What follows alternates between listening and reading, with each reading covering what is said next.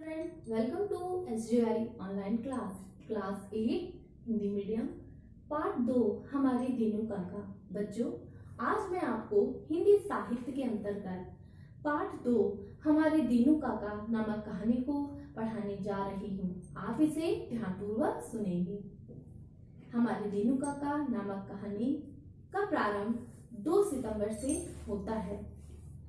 सुबह सुबह मम्मी ने मुझे एक लंच बॉक्स में खाना दिया और कहा, स्कूल जाने से पहले ये खाना दीनू काका को दे देना। मैंने उत्सुकता भरी नजरों से मम्मी को देखा, लेकिन सुबह की व्यस्तता के कारण बिना कुछ कहे सुने मैं साइकिल उठाकर चल पड़ा।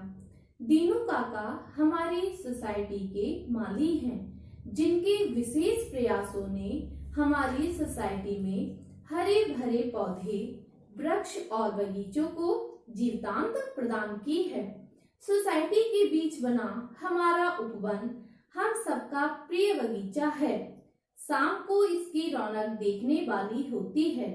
क्या बच्चे, बूढ़े, जवान, स्त्रियां, पुरुष सभी आपको कुछ ना कुछ क्रियाकलाप करते यहाँ दिख जाएंगे।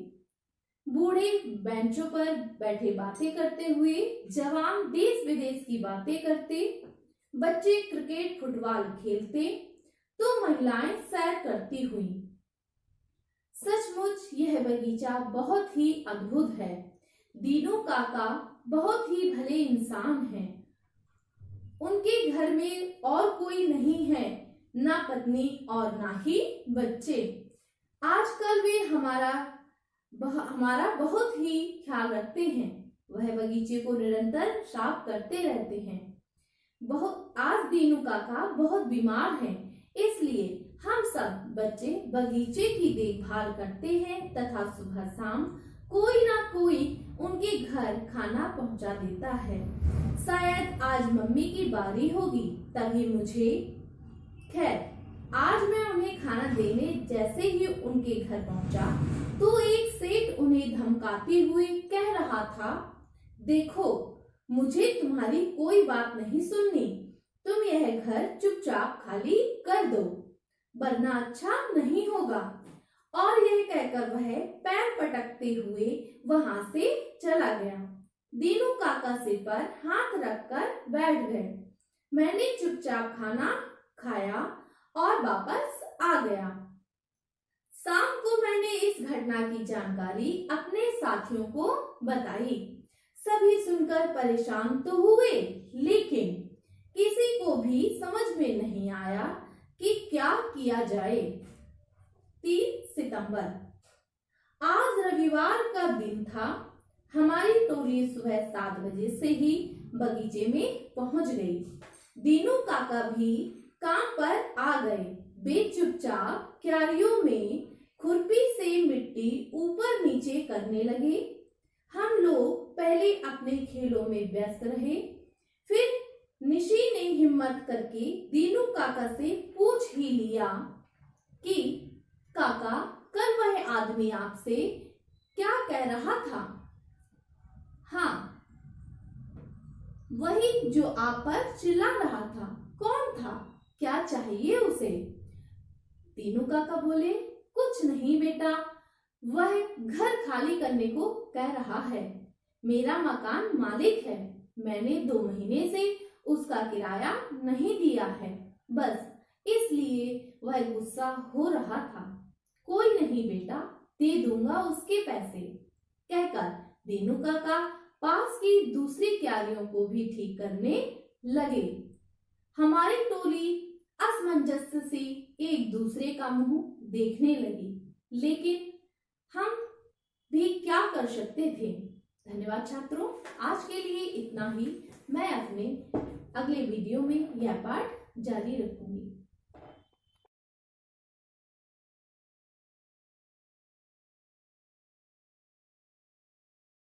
Good morning, students. Today we will continue our the chapter, The White Elephant.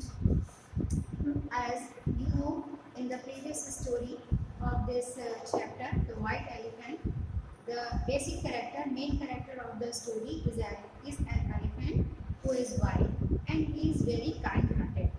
He was leader of his herd, but he took care always. He always took care of his mother because his mother was blind and feeble.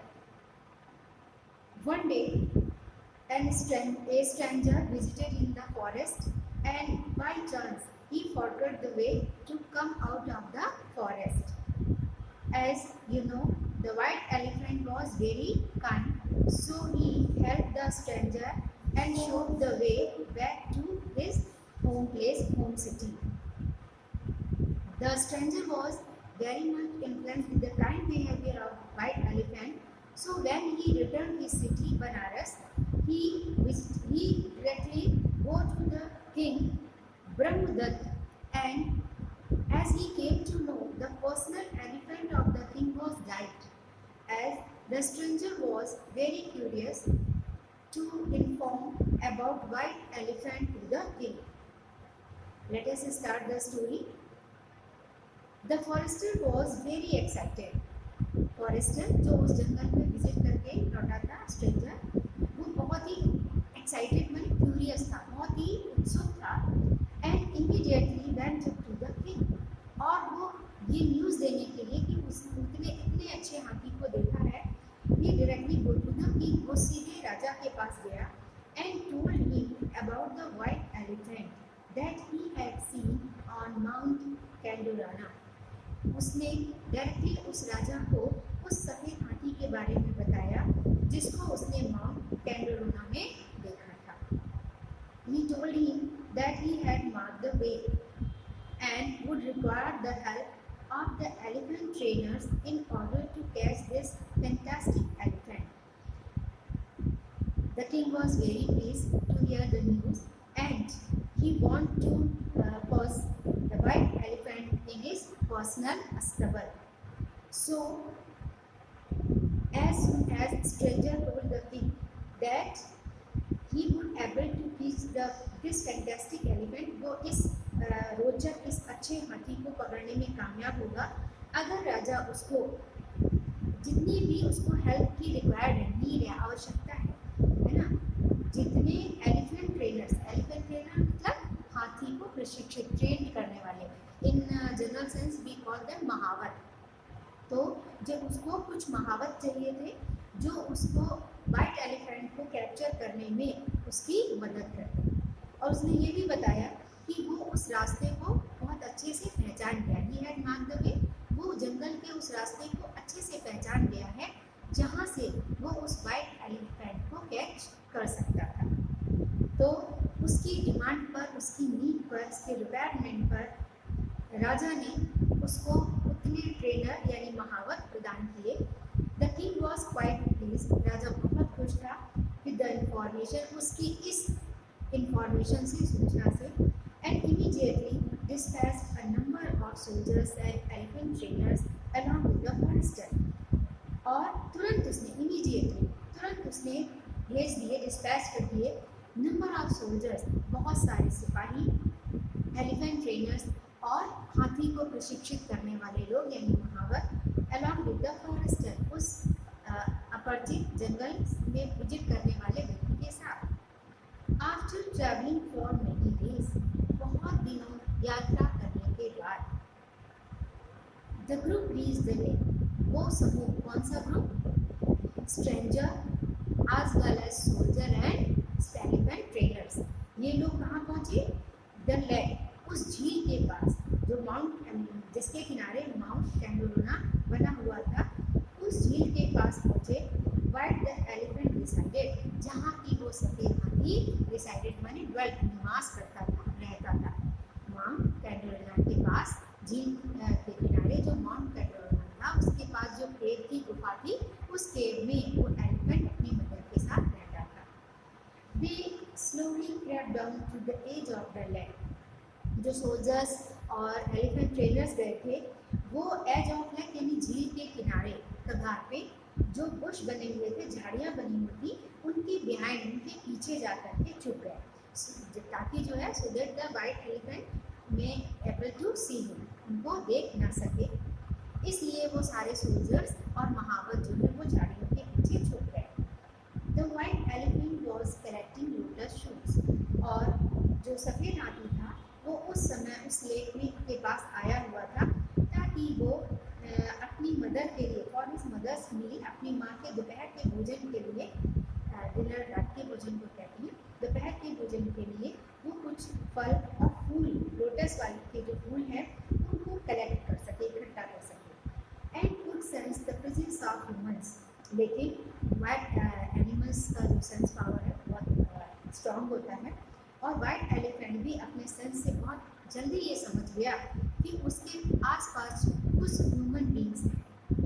When he looked up, जब उसने ऊपर उठा के, यानी sir को ऊपर उठा के देखा, ही स्पॉटेड द फॉरेस्टर, उसने स्पॉटेड माने रिकॉग्नाइज, मान, उसने उस फॉरेस्टर को पहचान लिया क्योंकि उसने उस फॉरेस्टर की हेल्प की थी जंगल से बाहर जाने में। तो उसके फेस को देखकर वो इमीडिएटली उसको पहचान गया। एंड रियलाइज्ड, और महसूस किया, दैट इट वाज ही, कि ये वही फॉरेस्टर है who had led the king's men to him, जो राजा के आदमियों को उस तक लेकर के आया है। He was very upset at the ingratitude. The elephant, white elephant, was very sad because he felt that he has helped that stranger, and in the place of his help, the stranger, the forester, was so ungrateful. इतना एहसान फरामोश था, इतना ungrateful था कि उसके उस एहसान के बदले में वो किंग के मैन को लेकर के उसको अरेस्ट करने, उसको कैप्चर करने के लिए आया था। That's why the white elephant was very unhappy. He was very upset at the ingratitude. उसकी इस एहसान फरामोशी पे वो बहुत दुखी हुआ, but decided that if he put up a struggle, many of men would be killed.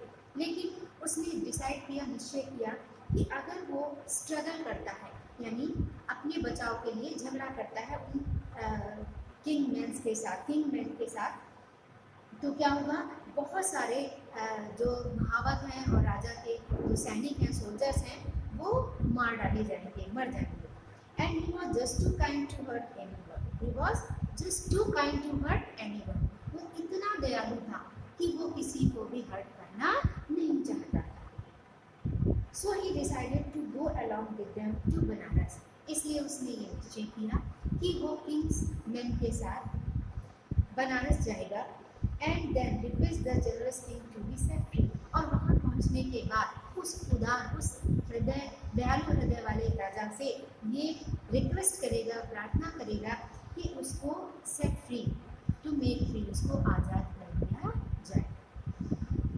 That night, when the white elephant did not return home, उस रात जब वो सफ़ेद हाथी घर वापस नहीं लौटा, his mother was very sad, upset. उसकी माँ बहुत ज़्यादा दुखी थी, sad थी। She had heard the entire disturbance outside. उसने entire में complete, पूरे जो डिस्टर्बेंसेस हुए थे, डिसऑर्डर हुए थे, बाहर शोर हुआ था और अव्यवस्था हुई थी, उसको उसने सुना था। एंड हैड गेस्ट माने अंदाज़ा लगाना, और उसने ये गेस किया था that the king's man had taken away her son, कि राजा के आदमी, राजा के लोग उसके बेटे को ले गए हैं। शी वॉज स्केयर्ड माने फ्राइटेन, फियर, वो बहुत भयभीत हो गई थी, डर गई थी, because of about the care of her son, that the king would ride him into the battle. और उसने ये भी गेस कर लिया था कि अब अगर वो राजा का पर्सनल एलिफेंट होगा तो राजा उस पर बैठ करके बैटल फील्ड भी जाएंगे, युद्ध में भाग लेंगे, युद्ध करेंगे। And her son would definitely be killed, और उसका बेटा श्योरली वुड बी किल्ड, उसका बेटा निश्चित रूप से उस युद्ध में मार डाला जाएगा। शी वॉज ऑल्सो वरीड, वो बहुत दुखी थी, चिंतित थी, that there would be no one to look after her, और ये भी जानती थी कि अगर उसके बेटे की मौत हो गई तो कोई भी उसकी देखभाल करने वाला नहीं होगा, और इवन फीड हर, और उसको भोजन देने वाला भी कोई नहीं होगा। As she could not see because she was blind, and because of her blindness she was unable to arrange her food, and she was unable to look after herself. She just lay down and cried bitterly. But she was hopeless. वो कुछ नहीं कर सकती थी, निराश थी, इसलिए वो चुपचाप लेट गई and cried bitterly और फूट कर रोने लगी. Okay, student, I think that is sufficient for today. Have a nice day, and we will continue the chapter in our next video.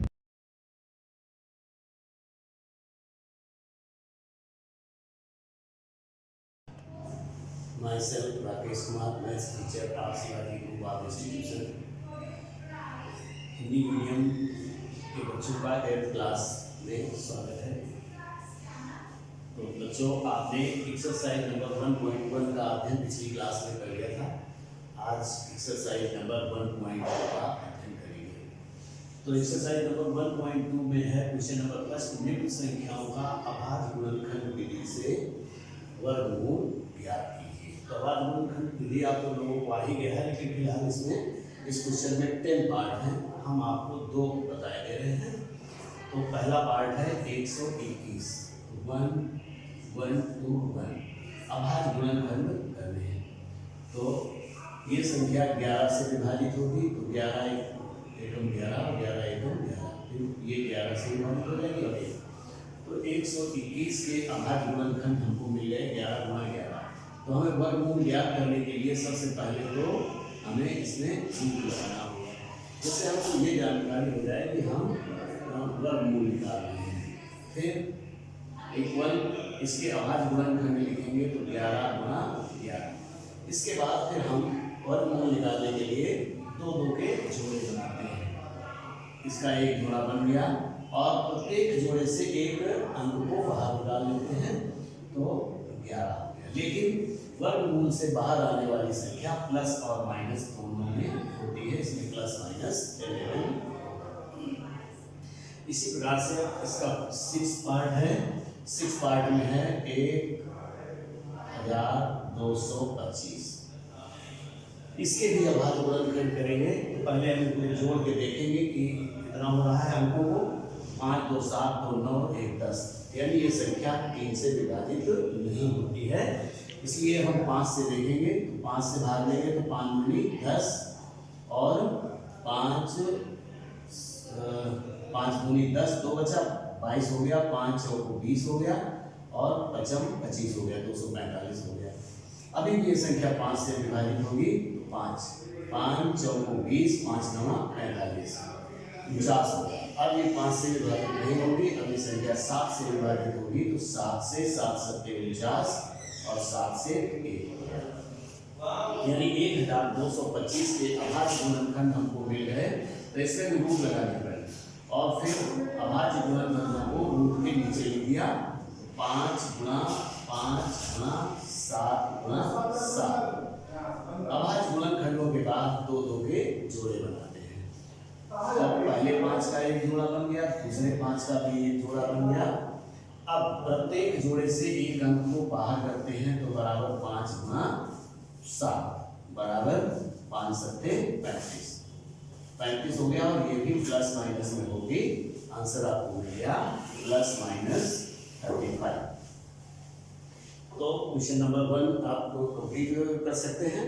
अब क्वेश्चन नंबर 2, निम्न में से प्रत्येक संख्या कौन सी सबसे छोटी संख्या से गुणा करने पर पूर्ण वर्ग बन जाएगी।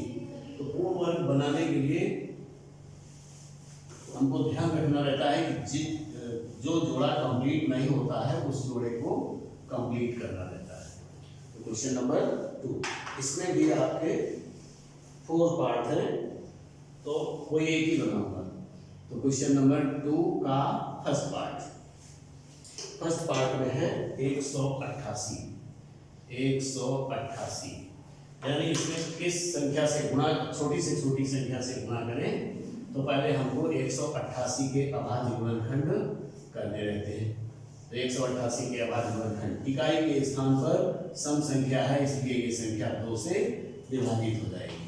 तो 2 9 18 और 2 चौको 8। अभी भी ये 2 से विभाजित होगी, 2 चौको 8 और 2 सत्ते 14। अब 47 अभाज्य संख्या है, ये किसी से और भाग नहीं जाएगा, तो 47 से कम 47, तो बराबर अब अभाज्य गुणनखंड क्या हो गए इसके 2 गुणा 47। तो अब ध्यान देने की जरूरत है कि इसमें 2 का जोड़ा तो बन रहा है लेकिन 47 का जोड़ा नहीं बन रहा है। तो अगर इस संख्या को पूर्ण वर्ग बनाना है तो 47 का जोड़ा भी कंप्लीट करना होगा। अतः हम संख्या में 47 से गुणा कर दें तो संख्या पूर्ण वर्ग हो जाएगी। तो यहाँ लिखेंगे आंसर में, अतः 47 से गुणा करने पर संख्या पूर्ण वर्ग हो जाएगी। पूर्ण वर्ग हो जाएगी। तो इस तरीके से क्वेश्चन नंबर 2 भी आप कंप्लीट कर सकते हैं। इसमें 4 पार्ट हैं, तो बाकी 3 पार्ट आप स्वयं करेंगे। अब क्वेश्चन नंबर 3, निम्न में से प्रत्येक संख्या कौन सी सबसे छोटी संख्या से भाग देने पर पूर्ण वर्ग बन जाएगी। तो ये चीज इसी में समझ लें कि हम पहले संख्या के अभाज्य गुणनखंड करते हैं और फिर 2 के जोड़े बनाते हैं। जिन संख्याओं के जोड़े नहीं बनते हैं उन्हीं संख्याओं से भाग देने पर संख्या पूर्ण वर्ग हो जाएगी। जैसे इस क्वेश्चन में अगर हम यही कह देते तो 47 से भाग देने पर संख्या पूर्ण वर्ग हो जाएगी। अगर हम 188 में 47 से भाग दें तो 4 बार जाएगा और 4 पहले से ही वो पूर्ण वर्ग संख्या है। ठीक, तो अब क्वेश्चन नंबर 4। क्वेश्चन नंबर 4 में अब लिखित सवाल है, यानी वर्ड का। क्वेश्चन नंबर 4 क्वेश्चन है, कुछ व्यक्तियों के समूह में प्रत्येक ने उतने ही रुपए का अंशदान किया जितने उस समूह में व्यक्ति हैं। यदि कुल अंशदान 2209 रुपए हो तो व्यक्तियों की संख्या ज्ञात कीजिए। और हमें सबसे पहले व्यक्तियों की संख्या ज्ञात करना है, तो यही मान लेना चाहिए, माना समूह में व्यक्तियों की संख्या बराबर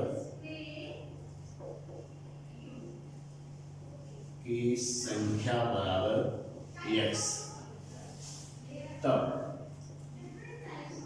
प्रत्येक व्यक्ति द्वारा दी गई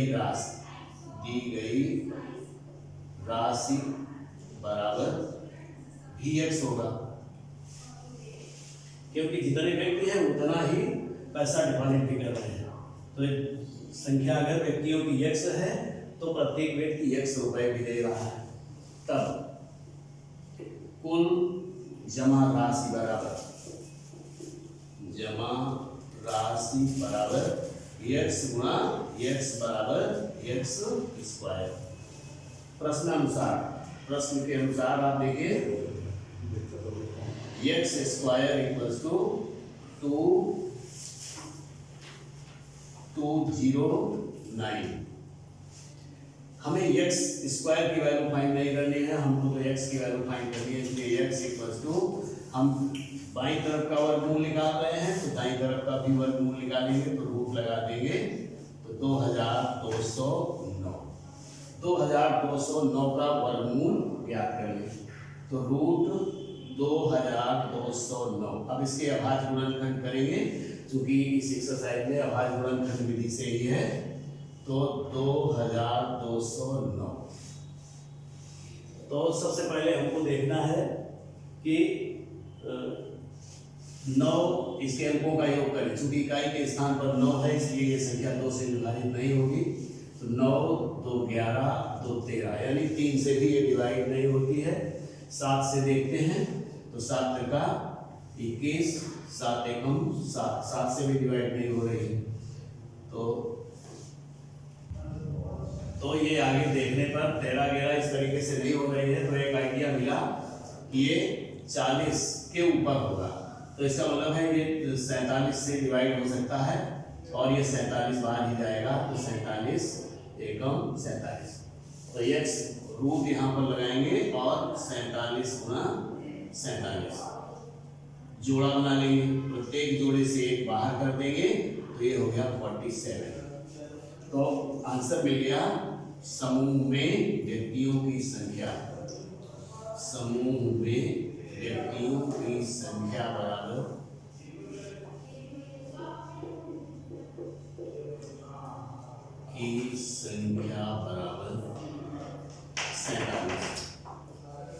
क्वेश्चन नंबर 4 भी आपका कंप्लीट हो गया। अब question number 5।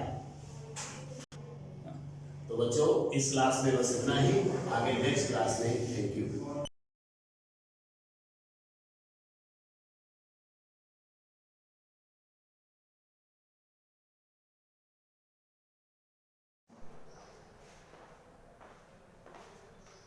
Very good morning students. बच्चों मैंने अपने प्रीवियस लेक्चर में आपको क्लास 8 भूगोल पार्ट 8 संसाधनों के विभिन्न प्रकार में प्राकृतिक संसाधनों के प्रकार और मानव संसाधन के बारे में बताया था। आज मैं इसी चैप्टर को कंटिन्यू कर रही हूँ और आज का मेरा टॉपिक है प्राकृतिक संसाधनों में कमी और उसके क्या प्रभाव पड़ते हैं और प्राकृतिक संसाधनों का संरक्षण कैसे किया जाए। तो बच्चों सबसे पहले जैसा कि आप जानते हो कि प्राकृतिक संसाधन वो संसाधन होते हैं जो मनुष्यों के हस्तक्षेप के बिना प्रकृति द्वारा स्वतंत्र रूप से और निःशुल्क रूप से प्रदान किए जाते हैं तथा मनुष्यों के जीवित रहने और उनके जीवन चक्र को निर्धारित करने के लिए क्या होते हैं, आवश्यक होते हैं। तो प्राकृतिक संसाधनों में कमी के क्या कारण हैं? जैसा कि आप लोग जानते हो कि जनसंख्या बहुत तेजी से बढ़ रही है, तो जितनी तेजी से जनसंख्या बढ़ रही है उतनी तेजी से प्राकृतिक संसाधन हमारे देश में उपलब्ध नहीं है। प्राकृतिक संसाधन बहुत सीमित मात्रा में है, लेकिन मनुष्य अपनी आवश्यकताओं को पूरा करने के लिए इन उपलब्ध प्राकृतिक संसाधनों का अनावश्यक उपयोग कर रहा है।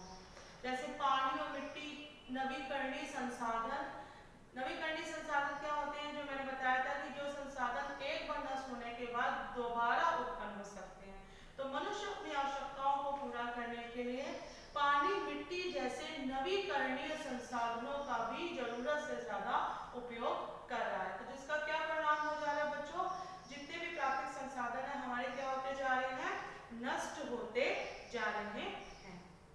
तो प्राकृतिक संसाधनों की कमी का क्या प्रभाव पड़ता है बच्चों? प्राकृतिक संसाधनों की कमी से क्या प्रभाव पड़ता है कि बढ़ती आबादी को आवास, कपड़े और भोजन प्रदान करने के लिए बहुत दिक्कत होती है। औद्योगिक क्रांति ने खनिज पदार्थों की आवश्यकता को बढ़ा दिया है, क्योंकि बड़े पैमाने पर खनिज पदार्थों की जरूरत होती है औद्योगिक क्रांति के लिए। लेकिन क्या हो गया कि मनुष्य अपनी आवश्यकताओं के लिए जरूरत से ज्यादा प्राकृतिक संसाधनों का उपयोग कर रहा है।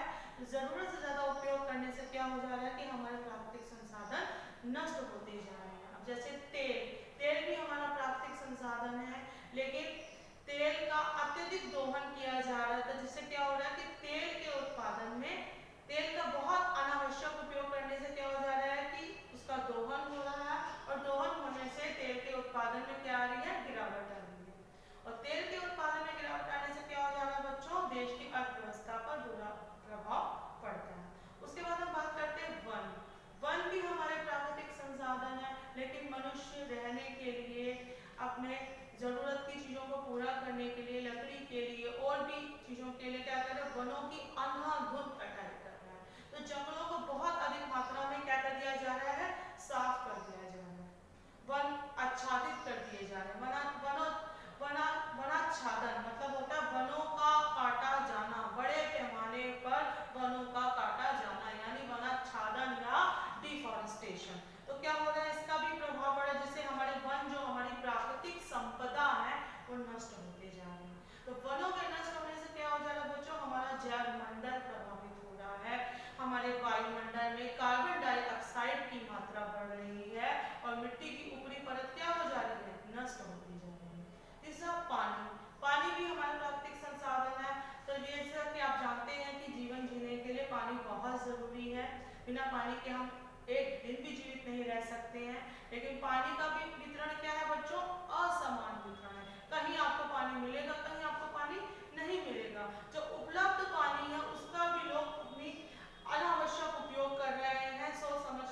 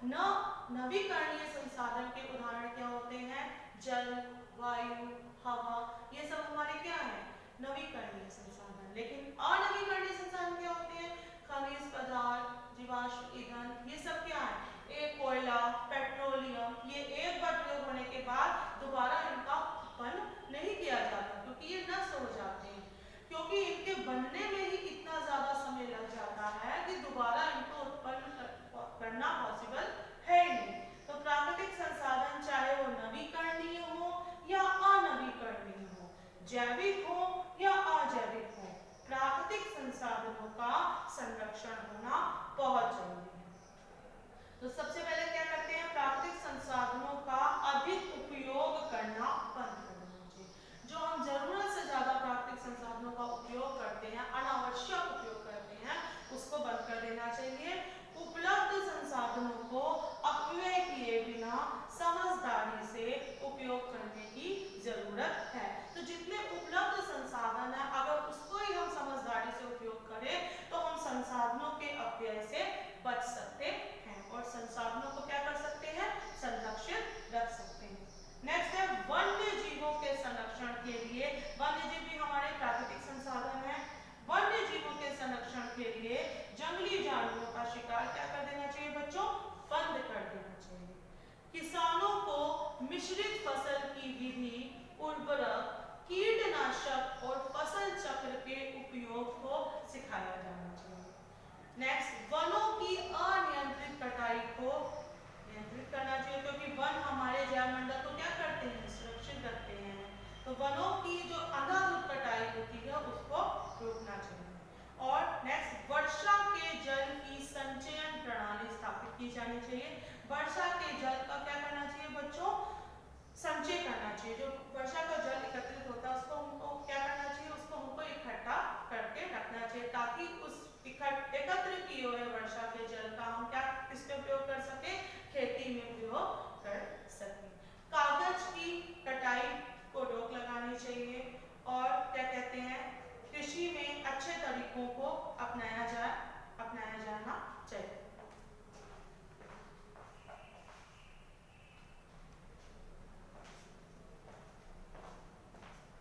नेक्स्ट, सौर ऊर्जा और पवन ऊर्जा जैसे नवीकरणीय संसाधनों के उपयोग को प्रोत्साहित किया जाना चाहिए। कृषि में इस्तेमाल होने वाले पानी को दोबारा उपयोग में लाने की प्रणाली का पालन करना चाहिए। जीवाश्म ईंधन की खपत को कम करना भी इसका एक अच्छा तरीका है। पुराने लाइट और बल्ब की जगह फ्लोरोसेंट बल्ब और एलईडी बल्ब का प्रयोग करना चाहिए, जिसमें कम बिजली लगती है, जिससे कि बिजली की खपत को रोका जा सकता है। अगर जरूरत नहीं है तो अनावश्यक बिजली के उपकरणों को, इलेक्ट्रिक सामानों का अपव्यय कम कर देना चाहिए। तो बच्चों, इन सब तरीकों को अपनाकर हम अपने प्राकृतिक संसाधन जो कि हमारे देश की क्या है, धरोहर है, उनको संरक्षित कर सकते हैं। कौन से तरीके अपनाकर, अनावश्यक उपयोग को कम करके, वन्य जीवों को संरक्षण देकर, कृषि में अच्छे तरीकों को अपनाकर, वर्षा के जल को एकत्र करके, वनों की अनियंत्रित कटाई को रोककर और नए एलईडी और फ्लोरोसेंट बल्ब का इस्तेमाल करके बिजली के अपव्यय को कम करके हम प्राकृतिक संसाधनों का संरक्षण अच्छे प्रकार से कर सकते हैं। Now that's all for today.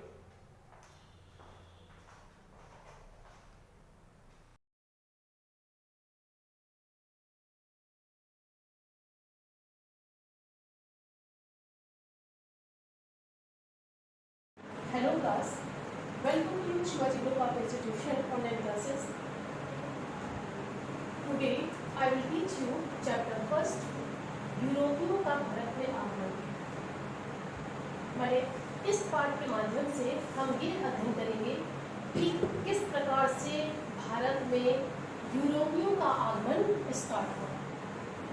यूरोपियों के आगमन में कि भारतीय तथा अरब व्यापारी, यानी जो भी हमारे इंडियन यानी भारतीय पीपल थे, तथा अरब बड़े अरब से आए हुए व्यापारी थे, यूरोप के साथ साथ बहुत से देशों के साथ साथ उनके स्थल मार्ग पर व्यापार करते थे। मैंने इससे पहले हमारे इंडिया यानी हमारे भारत में तथा अन्य देशों के साथ साथ बहुत सारे जो व्यापार थे वो स्थल मार्ग द्वारा स्टार्ट थे या स्थल मार्ग द्वारा हो रहे थे।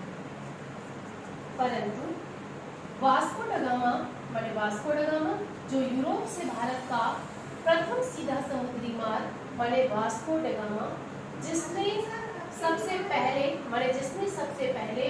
भारत का प्रथम यानी भारत का प्रथम सीधा समुद्री मार्ग खोजा जिसे केप ऑफ गुड होप के नाम से जाना जाता है। माने जब सबसे पहली बार उसने भारत में पहुंचने का समुद्री मार्ग की खोज की जिसे केप ऑफ गुड होप के नाम से जानते हैं। ये माना जाता है कि वास्को ड गामा जब भारत पहुंचा तो वह 1498 माने 1498 ईस्वी में कालीकट यानी कालीकट के तट पर पहुंचा था। माने भारत के कालीकट तट पर पहुंचा। वास्को ड गामा यानी पुर्तगाल के शासक माने वास्को ड गामा कौन था? तो वास्को ड गामा जो था वो पुर्तगाल के शासक के प्रतिनिधि के रूप में भारत आया था। माने पुर्तगाल का एक क्या था? प्रतिनिधि था।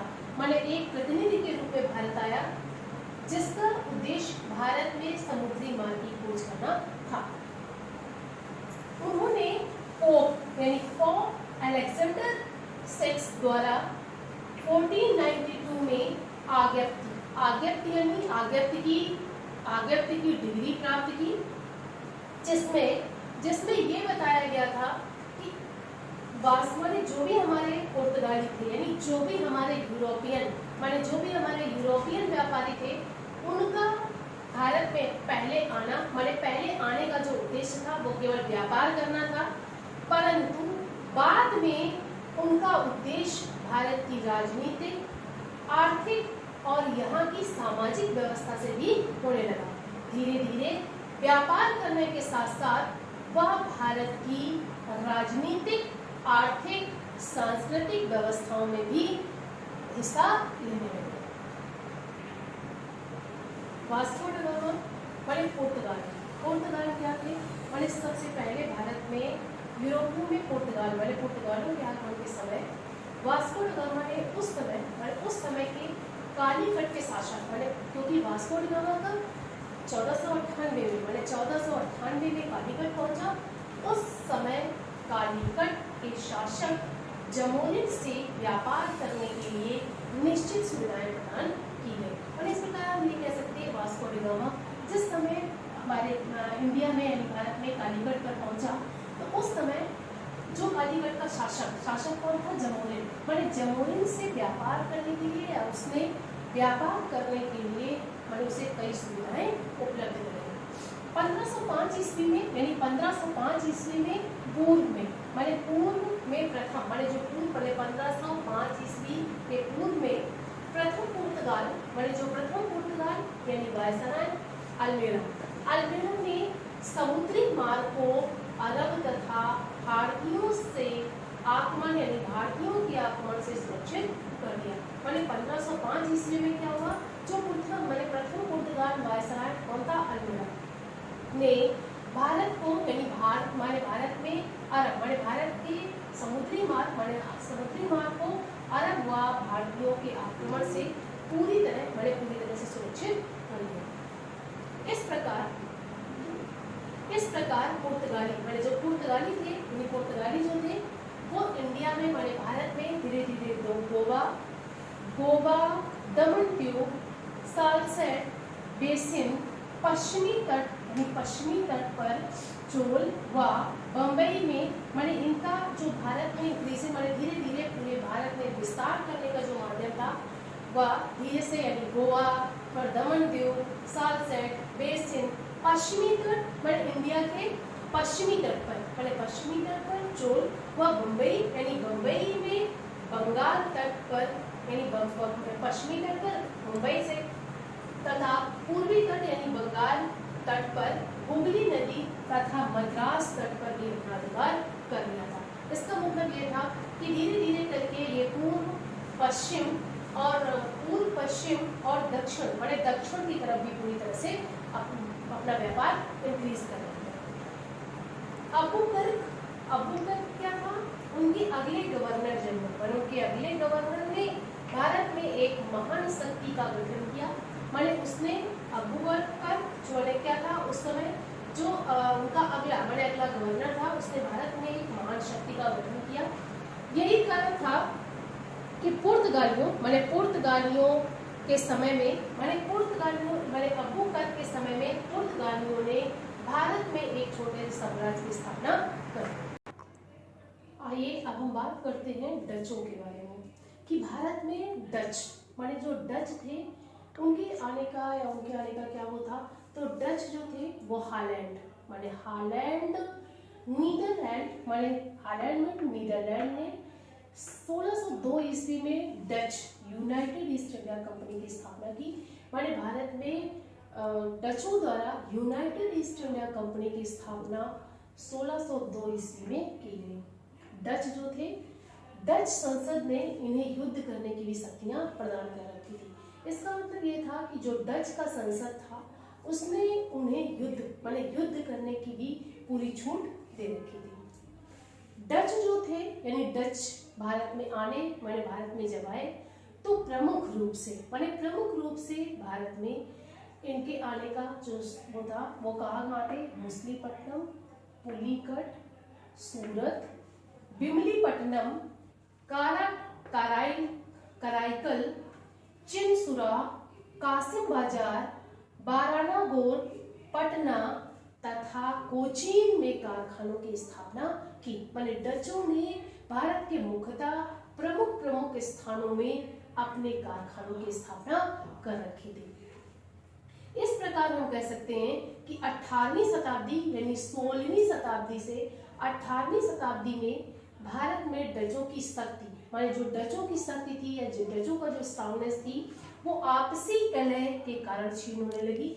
जब डच आपस में ही अपनी शक्तियों का प्रदर्शन करके आपस में ही झगड़ने लगे तो उनके पास जो भी शक्तियां थी वह क्षीण होने लगी। जिसका रीजन ये था कि जब वे 1759 में उनका युद्ध बेलारा के युद्ध में अंग्रेजों के साथ हुआ तो अंग्रेजों के द्वारा उन्हें परास्त कर दिया गया। इसका मतलब ये था कि बेलारा के युद्ध 1759 में डच जो थे वो अंग्रेजों के द्वारा हार गए थे। आज मैंने आपको इस चैप्टर के माध्यम से पुर्तगालियों, यूरोपियों तथा डचों के बारे में आपको एक्सप्लेन किया है। कल मैं आपको इस चैप्टर के अगले पॉइंट्स यानी अंग्रेजों के बारे में एक्सप्लेन करूंगी। Thank you for attending this class.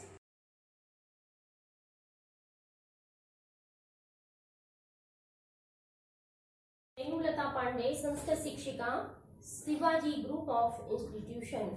बच्चों, क्लास 8 हिंदी माध्यम। आज मैं बच्चों आपको पहला पाठ प्रथमा पाठा वंदना पढ़ाने जा रही हूँ। वंदना नाम से ही जाहिर है कि ईश्वर की वंदना की जा रही है। देखिए इस चैप्टर में बच्चों दिया हुआ है कि कार्य प्रारंभ करने से पूर्व ईश वंदना हमारे मन में पवित्र भावों एवं कार्य के प्रति निष्ठा, ईमानदारी के सद्गुणों को उत्पन्न करती है। यानी जब भी हम कोई कार्य प्रारंभ करते हैं तो ईश्वर का ध्यान करते हैं जिससे हम अपने कार्य को पूर्ण निष्ठा और ईमानदारी से कर सकें। हमें पूर्ण रूप से ईश्वर को समर्पित होकर कार्य को प्रारंभ करना चाहिए। ये हमारी भारतीय संस्कृति में है बच्चों कि जब भी हम कोई कार्य प्रारंभ करते हैं तो ईश्वर का स्मरण जरूर करते हैं जिससे हमारा कार्य बिना किसी व्यवधान के सुचारू रूप से संपन्न हो जाए। तो बस ऐसा ही कुछ इन दो श्लोकों के माध्यम से आपके इस पाठ में बताया जा रहा है जहां पर ईश्वर की वंदना की जा रही है। तो बच्चों आपको करना क्या है कि लेसन की स्टार्टिंग में आपको नोटबुक में क्या करना है। बच्चे डाउट में रहते हैं तो ध्यान से सुन लीजिए कि सबसे पहले तो आपको लेसन नंबर डालना है, लेसन का नाम लिखना है वंदना, और उसके बाद सबसे पहला काम है आपका कि आप शब्दार्थ लिखेंगे लेसन के। आपकी बुक में दिए हुए हैं, उसका इंग्लिश वर्जन नहीं लिखना है, सिर्फ हिंदी वर्जन लिखें। शब्दार्थ नोटबुक में लिखने का एक फायदा और होगा कि जब आप लिखेंगे तो कुछ ना कुछ आपके दिमाग में कंठस्थ भी होता जाएगा। तो आप सबसे पहले शब्दार्थ लिख लें इस चैप्टर के, और उसके बाद अर्थ लिखें। जिस पेज पर आपने शब्दार्थ लिखे हैं उसके नेक्स्ट पेज पर आप अर्थ लिखे हैं। कुछ बच्चे वहीं से स्टार्ट कर देते हैं, नेक्स्ट पेज से ही आप अर्थ लिखना शुरू करें। और अर्थ लिखने में भी पहला काम है संदर्भ लिखिए आप। संदर्भ कैसे लिखेंगे? प्रस्तुत श्लोक हमारी पाठ्य पुस्तक संस्कृत सुगंधा के वंदना नामक पाठ से लिए गए हैं। यानी संदर्भ में आपको बताना है पुस्तक का नाम और पाठ का नाम। इस तरह से आप संदर्भ लिखेंगे। उसके बाद संकेत डालेंगे कि ये जो 2 श्लोक दिए हैं इनमें से कौन सा श्लोक आप लिख रहे हैं, तो उसका संकेत डालेंगे। यानी पहला शब्द और आखिरी शब्द डैश डैश करके लिखेंगे, ये संकेत हो गया। और इसके बाद अर्थ लिखना शुरू करेंगे। अर्थ लिखने में ये श्लोक आपको संस्कृत में जो लिखा हुआ ना, ये आपको नहीं लिखना है, ये तो मैं पढ़ाने जा रही हूँ इसलिए मैंने ये लिख रखा है। यहाँ अर्थ लिखने में आप सिर्फ इसका हिंदी अर्थ लिखेंगे। समझ में आ रहा है? ऐसा ना करें कि आप भी पूरा संस्कृत का गद्यांश या संस्कृत के श्लोक अपनी कॉपी में उतार दें। सिर्फ आपको संकेत ही लिखना है, ना आपको संस्कृत श्लोक ऐसे लिखने हैं और ना ही गद्यांश लिखना है। समझ में आ रहा है? आपके पास बुक होगी, बस संस्कृत में ऐसे संकेत लिखने के बाद हेडिंग डाल दें अर्थ, और अर्थ लिखना प्रारंभ कर दें। समझ में आया? ऐसे करना है आपको। तो बच्चों अब मैं श्लोक का अर्थ बता रही हूं, ध्यान से सुनिए। मूकं करोति वाचालं पंगु लंघिते गिरिम यत् कृपा तमहं वंदे परमानंद माधवम। श्लोक का अर्थ जो होता है उसमें शब्दों का क्रम ऊपर नीचे भी होता है। जैसे गद्यांश में तो एक क्रम से शब्द लिखे होते हैं और हम उसका हिंदी अनुवाद बताते जाते हैं, लेकिन श्लोक में ऐसा नहीं है। श्लोक में कहीं एक शब्द आपको यहाँ से लेना होगा, कहीं वहां से, मतलब एक क्रम में नहीं होगा, तब उसका सही अर्थ बनेगा। यत कृपा, जिसकी कृपा, यत कृपा मीन्स जिसकी कृपा, मूकम करोति वाचालम, मूकम मीन्स गूंगे को, वाचालम करोति वाचाल बना देती है, यानी बोलने वाला बना देती है। जिसकी कृपा गूंगे को बोलने वाला बना देती है या वाचाल बना देती है। पंगु लंघिते गिरिम, पंगु मीन्स लंगड़ा, गिरिम मीन्स पर्वत को, लंघिते मीन्स पार कर जाता है। लंगड़ा पर्वत को पार कर जाता है। तमहम, यहाँ 2 शब्द है बच्चों, संस्कृत में संधि होती है और अर्थ समझने के लिए आपको इसका विक्षेप करना है। तम प्लस अहम, अहम मीन्स मैं, तम मीन्स उस, मैं उस ईश्वर परमानंद माधवम, यहाँ भी विक्षेप करना पहले देख लीजिए। परमानंद का परम प्लस आनंद प्लस माधवम, ठीक है। तो मैं उस परम आनंद देने वाले, माधव मीन्स श्री कृष्ण की, वंदे मीन्स वंदना करता हूं। मैं उस परम आनंद देने वाले श्री कृष्ण की वंदना करता हूं। बच्चों एक बात और ध्यान से सुनिए, संस्कृत में हलंत का विशेष महत्व होता है, हलंत और विसर्ग का। जिस भी अक्षर के नीचे हलंत लगा होता है तो उसका अर्थ है कि इससे स्वर निकल चुका है। आपको पता है ना, व्यंजन में स्वर मिला होता है, ये मां व्यंजन है, इसका मतलब इसमें स्वर मिला है। लेकिन जब हम हलंत लगा देते हैं तो इसका तात्पर्य है कि इससे स्वर निकल गया है। क्लियर? तो तमहम वंदे, मैं उस परम आनंद देने वाले श्री कृष्ण की, वंदे मीन्स वंदना करता हूँ। फिर से सुन लीजिए कि यत कृपा, यत में जिसकी, जिसकी कृपा गूंगे को वाचाल बना देती है या बोलने वाला बना देती है। लंगड़ा पर्वत को पार कर जाता है, लंघिते पार कर जाता है। तमहम वंदे परमानंद माधवम, तम मीन्स उस परम आनंद देने वाले श्री कृष्ण की मैं मीन्स अहम मीन्स मैं, वंदे मीन्स वंदना करता हूँ।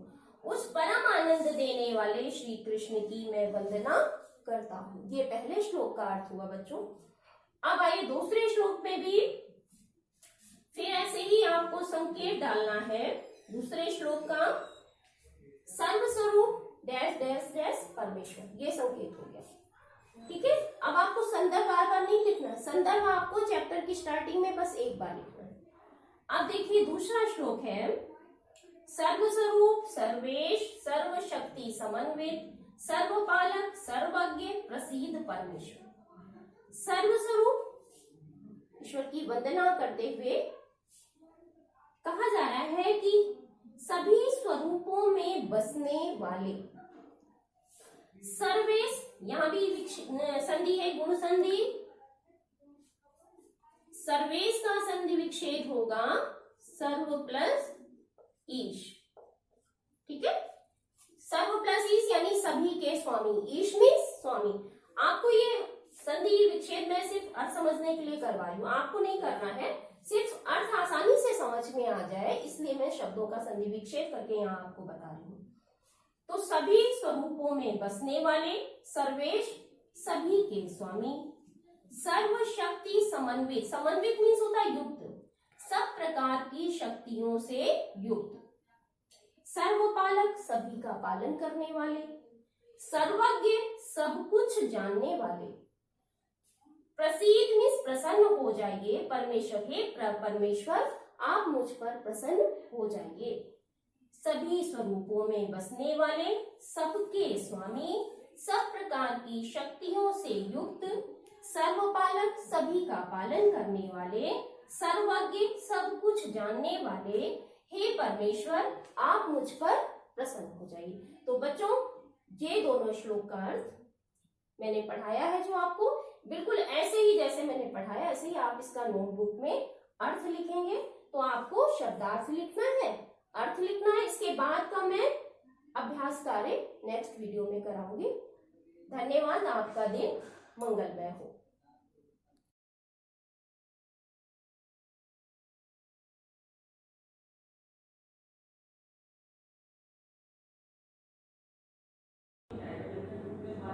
Good morning student. बच्चों ये क्लास 8H में सब्जेक्ट कंप्यूटर की क्लास है, चैप्टर नंबर 1 कंप्यूटर प्रोसेसर। बच्चों आज हम लोग इसमें बस सिस्टम के बारे में पढ़ेंगे।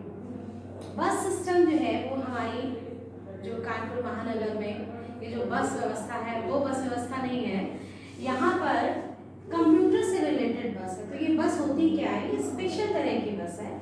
आपके कंप्यूटर में बहुत सारे पार्ट्स होते हैं, विभिन्न भाग हैं, जैसे इनपुट आउटपुट डिवाइसेस है, आपका उसमें आईसीज होती हैं, या आपका एसएमपीएस है, ठीक है, माइक्रो प्रोसेसर है, कि इस तरह के जो डिफरेंट जो पार्ट्स हैं वो आपस में एक दूसरे से जिससे कनेक्ट हैं, आपस में एक दूसरे से वो लोग वायर्स के द्वारा कनेक्ट होते हैं। ठीक है, जैसे सपोज अभी आप जिस रूम में बैठे हुए हैं वहां पर भी ये वायरिंग है, लाइट, फैन, ओके, ट्यूबलाइट्स, ये सारे आपस में वायर के थ्रू कनेक्ट है। तो यहाँ पर भी आपका क्या होता है कि जितने भी पार्ट हैं वो एक दूसरे से वायर के थ्रू कनेक्ट है। तो ये जो वायर से जो कनेक्ट है, ये जो वायर से, इनको हम लोग बस कहते हैं। ओके, तो यहाँ पे कंप्यूटर में बस का मतलब क्या हो गया, वायर्स। ओके, अब ये बस जो है इनका काम क्या होता है, ये जो वायर्स होते हैं, वायर्स जो है आपका एक कंडक्टिव मटेरियल होना चाहिए जो कि आपका जो है करंट को फ्लो करे। जैसे यहाँ पे आपका वायर्स में करंट फ्लो होता है, ठीक है, बिजली के तारों में करंट फ्लो होता है। यहाँ पर कंप्यूटर में जो वायर्स है उसमें आपका सिग्नल जो फ्लो होगा वो किस फॉर्म में फ्लो होता है, आपका डिजिटल फॉर्म में फ्लो होता है। तो सबसे पहले तो आपका जो डेटा को कनेक्ट करने के लिए, विभिन्न भागों को आपस में जोड़ने के लिए हम लोगों को बस सिस्टम की आवश्यकता पड़ती है। अब ये बस सिस्टम काम क्या करता है, तो बस क्या कहलाती है, तारों का समूह, महीन तारों का समूह, महीन तारों का समूह बस कहलाता है। क्या कहलाता है? महीन तारों का समूह जो है वो बस कहलाता है। कंप्यूटर में जो भी डेटा है, वो आपका डिजिटल सिग्नल के फॉर्म में प्रभावित होता है। जो डेटा आपका जो फ्लो होता है वो आपका डिजिटल सिग्नल के फॉर्म में, डिजिटल सिग्नल के रूप में प्रभावित होता है। वो डिजिटल सिग्नल के फॉर्म में वो डेटा आपका फ्लो हो रहा है। तो आपका जो ये जो वायर्स है, ग्रुप ऑफ वायर्स क्या करते हैं, या जो ये वायर है उसमें आपका डिजिटल सिग्नल फ्लो होगा। ठीक है बच्चों, इसमें क्या फ्लो होगा? डिजिटल सिग्नल फ्लो होगा। अब आपका ये जो डिजिटल सिग्नल होता है वो किस फॉर्म में होता है? 0 या 1 के फॉर्म में होता है। हम सबको ये पता है कि कंप्यूटर में जो भी डेटा स्टोर हो रहा है वो 0 और 1 के फॉर्म में हो रहा है। तो यहाँ पे जो डिजिटल सिग्नल है वो भी आपका 0 और 1 के फॉर्म में ही स्टोर होगा। तो अब आपका यहाँ पे आता है कि ये किस तरह से 0 और 1 के फॉर्म में डेटा स्टोर हो रहा है। तो इसके लिए ये देखिए कि आपका जो ये बस है, ये बस आपका क्या होती है, जब आप लोगों ने डेफिनेशन में जो बस की, सपोज आपका ये हमने मोटा सा इसके ऊपर एक लेयर कर दी है और ये अब आपका जो ये महीन वायर्स है। ओके, आपकी डेफिनेशन यही है कि group of wires is called बस। तो ये जो आपके जो महीन वायर्स हैं, ये आप यहाँ पे ये इस तरह से वायर्स है। तो आपका ये जो एक तार है, एक वायर जो है, एक तार है, वो एक बिट को ट्रांसमिट करेगा। ये एक इंपॉर्टेंट पॉइंट है, इसका ध्यान रखिएगा कि बस में क्या करता है कि वो एक तार जो आपका है, वो एक तार जो है वो एक समय में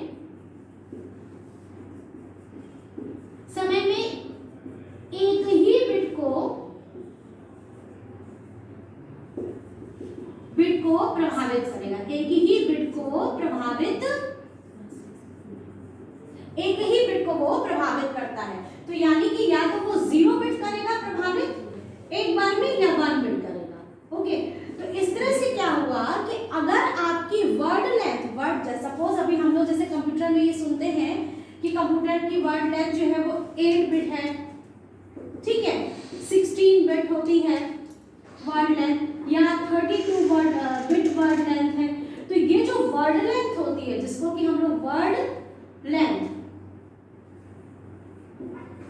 इस वर्ड लेंथ का मतलब क्या हो गया कि अगर आपका कंप्यूटर जो है वो 8 बिट का वर्ड लेंथ अगर कर रहा है, तो यानी कि उसका एक जो शब्द है, एक शब्द, वर्ड भी शब्द जो है वो 8 बिट से मिलकर बना है। तो आपके यहाँ पे 8 बिट होंगे। ये जो वायर्स, नंबर ऑफ वायर्स जो होंगे, यहाँ पे तारों की जो संख्या होगी 1 2 3 4 5 6 7 और यहाँ पे 8 बिट का ये समूह होगा।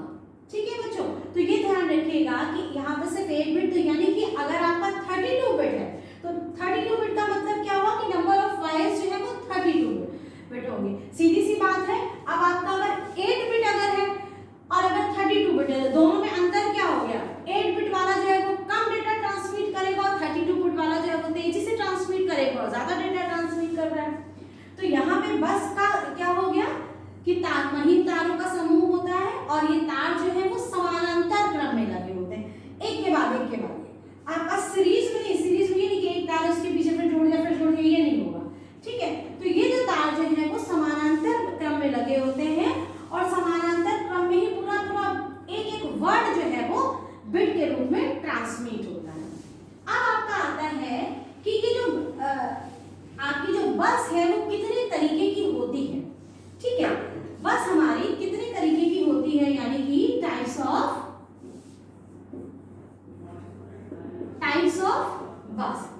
बस मुख्यतः 3 प्रकार की होती है। Data bus,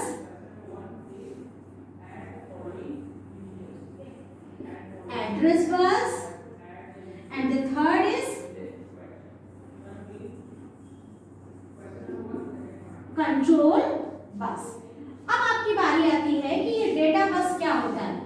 as the name, जैसा कि नाम है वैसा ही उसका काम है। डेटा बस क्या करती है? बस वही होगा, सारी बसेस जो है वो ग्रुप ऑफ वायर्स है, तारों का समूह है। डेटा बस क्या करेगी, आपका कंप्यूटर में 3 चीजें जो होती हैं वो सिग्नल के रूप में होती है। जो भी आपका कुछ भी है वो सिग्नल के फॉर्म में 3 चीजें होती हैं कंप्यूटर में। एक तो आपका डेटा उसमें स्टोर होता है, ठीक है। एक आपका डेटा मेमोरी में जहां पर स्टोर है, तो अगर वो मेमोरी में अगर आपका डेटा स्टोर है तो मेमोरी में इसका कोई ना कोई एड्रेस जरूर होगा, ठीक है। तो एक हो गया जो डेटा हमारा है उसका एड्रेस, 2 चीजें हो गई। तीसरा क्या हो गया, कंट्रोल। अब हमें उस डेटा पर जो भी काम करना है उसके लिए हम लोग कोई ना कोई कंट्रोल सिग्नल देते हैं। कंट्रोल का सिग्नल का मतलब हो गया कोई इंस्ट्रक्शंस देते हैं। सपोज अगर आपने कीबोर्ड से आपने कंप्यूटर ऑन किया, आपको लगा कि हमने जो है वो कीबोर्ड से हम लोग अल्फाबेटिकली अपना नाम लिख रहे हैं या नंबर दे रहे हैं और आपको दिखता है कि मॉनिटर में तुरंत आने लगता है, पर ऐसा नहीं होता है। जब सीपीयू या कंट्रोल यूनिट के द्वारा उसको ये सिग्नल दिया जाता है कि अब वो ये काम करना शुरू करे, अब वो कीबोर्ड जो है वो प्रिपेयर हो जाए डेटा लेने के लिए, तो आपको वो डेटा लेना तब वो स्टार्ट करता है। तो यहाँ पर ये जो कंट्रोल बस है वो कंट्रोल बस का काम क्या करता है, वो कमांड्स को सिग्नल के रूप में देता है, ठीक है। तो यानी कि या जो भी कंट्रोलिंग जो सिग्नल्स कमांड्स होते हैं उनको देता है। तो आपका यहाँ पे 3 चीजें, data, address and control commands जो है वो 3 चीजें सिग्नल के फॉर्म में ट्रांसमिट होती हैं बस में। तो डेटा आपका क्या करेगा, डेटा बस क्या करता है, डेटा बस जो है वो डेटा को ट्रांसमिट करता है या डेटा का संवहन करता है, ठीक है। अब वही डेटा का संवहन में वही चीज हो गई आपकी कि वो क्या करता है, डेटा को समानांतर क्रम में बिट वाइज ट्रांसमिट करता है। तो अगर 32 बिट है, अगर वर्ड लेंथ कंप्यूटर की लंबाई जो है वो, कंप्यूटर की लंबाई का मतलब कंप्यूटर की लंबाई नहीं, वर्ड लेंथ का मतलब यहाँ पर हो गया कि कितना जो है वो डेटा या कितना जो वर्ड जो है वो ट्रांसमिट कर रहा है एक साथ। तो यहाँ पे अगर डेटा की वर्ड लेंथ 32 बिट है तो इसका मतलब ये हो गया कि जो आपका वायर जो केबल उसमें यूज हो रही है उसमें जो वायर्स का वो जो ग्रुप होता है, पूरी एक स्ट्रिप होती है वो वायर्स की। आप लोगों ने कभी कंप्यूटर ओपन किया होगा तो आप लोगों ने देखा होगा प्रिंटर या इस तरह में ऐसे पूरा वायर, एक वायर से कनेक्शन नहीं होता है, पूरा एक पट्टी सी होती है वायर की, ठीक है। तो यहाँ पर ये वही वायर होता है कि वो एक वायर जो है आपका 32 बिट का मतलब क्या हो गया कि एक वायर में आपका एक बिट उस वर्ड का कंप्यूटर में, अगर आपका सी है तो सी कंप्यूटर में उसका जो भी आपका वर्ड बन रहा होगा या जो भी बाइनरी नंबर होगा एक बिट जो है वो ट्रांसमिट करेगा। एड्रेस बस का काम क्या होता है, एड्रेस बस का काम क्या होता है, एड्रेस बस जो है वो जो डेटा आपका यूज में हो रहा है, आपको प्रोसेसिंग के लिए जरूरत है, उसका एड्रेस जो है वो आपका एड्रेस बस में सिग्नल के रूप में ट्रांसमिट होगा, पहली चीज। दूसरी बात क्या होगी कि एड्रेस बस की जो में नंबर ऑफ वायर्स कितने होने चाहिए उस केबल में, तो वो जो है उसका एक MPR रजिस्टर होता है उसमें, या MAR रजिस्टर होता है जिसको कि हम लोग कहते हैं memory address register. MAR register की संख्या पर डिपेंड करता है, ओके, ये हो गया। अब उसके बाद आता है कंट्रोल बस का काम क्या है। कंट्रोल बस जैसे कि हमने ये बताया कि आपका जो भी आपके CPU जो है वो जो कमांड इंस्ट्रक्शंस देता है, सपोज उसने जो कमांड्स दिए हैं, उसने दिया है रीड, ओके, उसने दिया है राइट इंस्ट्रक्शन या उसने दिया है स्टार्ट। तो ये जो इंस्ट्रक्शंस हैं, ये इंस्ट्रक्शंस जो हैं, ये निर्देश जो हैं वो सिग्नल के रूप में कंट्रोल बस में के द्वारा ट्रांसमिट होते हैं।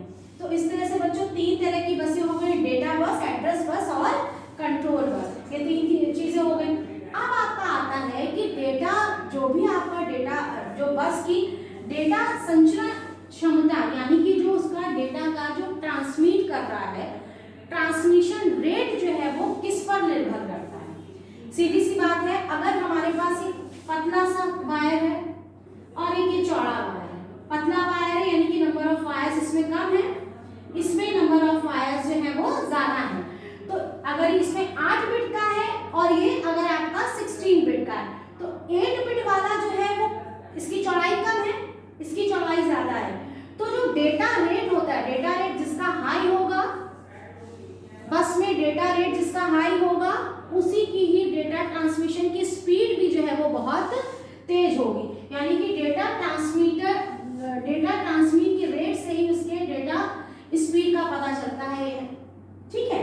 तो ये किस पर डिपेंड करती है, डेटा ट्रांसमिशन रेट आपके बस की चौड़ाई और क्लॉक रेट पे। बस की चौड़ाई तो आपको समझ में आई क्या कि बस की चौड़ाई कैसे बढ़ी, नंबर ऑफ वायर्स यहाँ पे बढ़ जाएगी तो बस की चौड़ाई बढ़ जाएगी, ठीक है। क्लॉक रेट क्या होता है, क्लॉक रेट जो है उसमें एक क्लॉक जनरेटर होता है कंप्यूटर में, जो कि एक क्लॉक पल्स जो है वो जनरेट करता है। ये हम लोग अगले उसमें पढ़ेंगे। तो बस ये चीज़ आपको ये क्लियर होना चाहिए कि जो डेटा स्टोरेज क्षमता है या डेटा संचरण की जो क्षमता है, डेटा ट्रांसमिशन स्पीड जो है वो किस पर डिपेंड करती है, वो डेटा दर पर डिपेंड करती है, डेटा रेट पर। और डेटा रेट जो होता है वो आपका किस पर डिपेंड करता है, बस की चौड़ाई और क्लॉक रेट पे। तो बच्चों आज के लिए इतना ही। कल के लेक्चर में हम लोग नेक्स्ट लेक्चर में हम लोग क्लॉक पल्स के बारे में पढ़ेंगे। Thank you, have a nice day.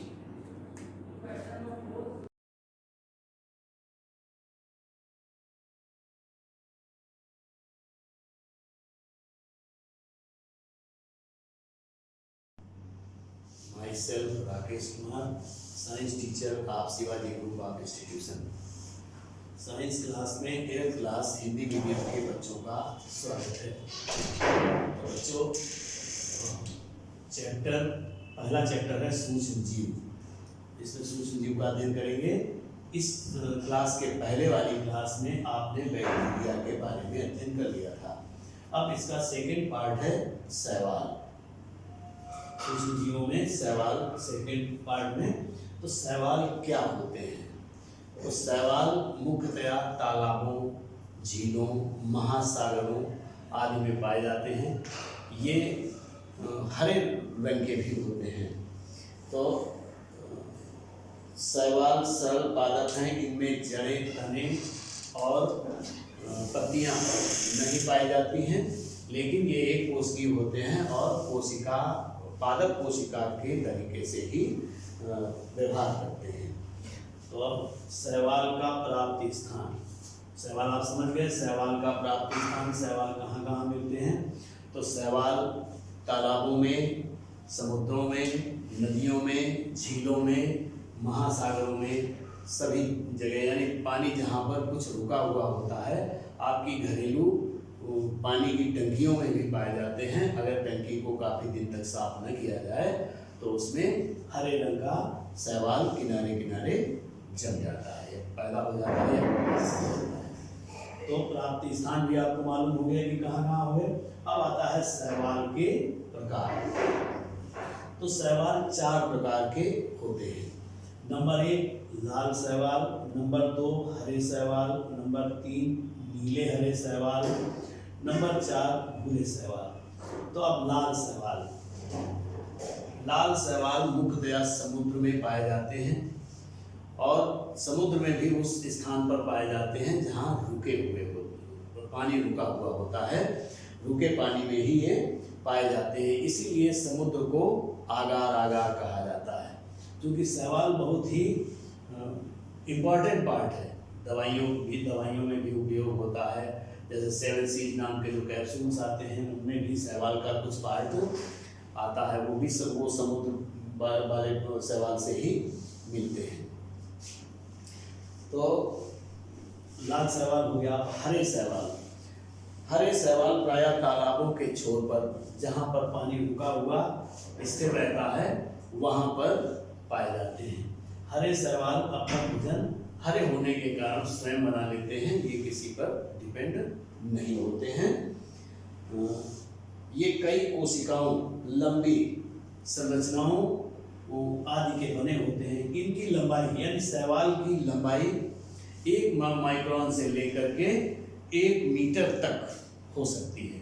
1 metre या उससे भी अधिक हो सकती है। मोस्टली आपने काई देखी ही होगी और काई को ही शैवाल को ही बिगड़ी भाषा में काई कहते हैं। तो अब हरे शैवाल भी मालूम हो गया। नीले हरे शैवाल झीलों के किनारे पाए जाते हैं। झीलों का पानी भी स्थिर पानी होता है, रुका हुआ पानी होता है। तो यहाँ पाए जाते हैं और ये एक कोशिकीय होते हैं। इन्हें झीलों के किनारे पर ही देखा जा सकता है। फिर है भूरे शैवाल। चौथे नंबर पर भूरे शैवाल प्रायः महासागरों में पाए जाते हैं। ये लंबे शैवाल होते हैं, इनमें से कुछ 60 मीटर से भी ज़्यादा लंबे शैवाल होते हैं। तो शैवालों में इसी प्रकार से भूरे शैवाल का एक उदाहरण है, उसको कहते हैं लैमिनेरिया। लैमिनेरिया भूरे रंग का शैवाल होता है और ये महासागरों में पाया जाता है। महासागरों का मतलब है सागर और महासागर, समुद्र और महासागर दोनों में थोड़ा सा डिफरेंस है। तो महासागर जो होंगे वो ज़्यादा एरिया में होंगे।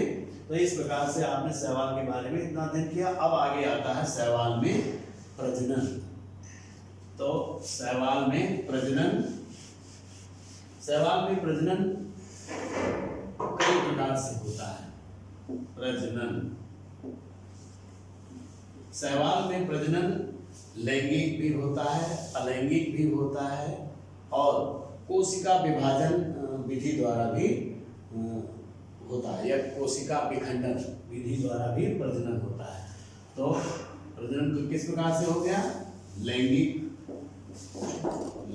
प्रजनन, नंबर 2 अलैंगिक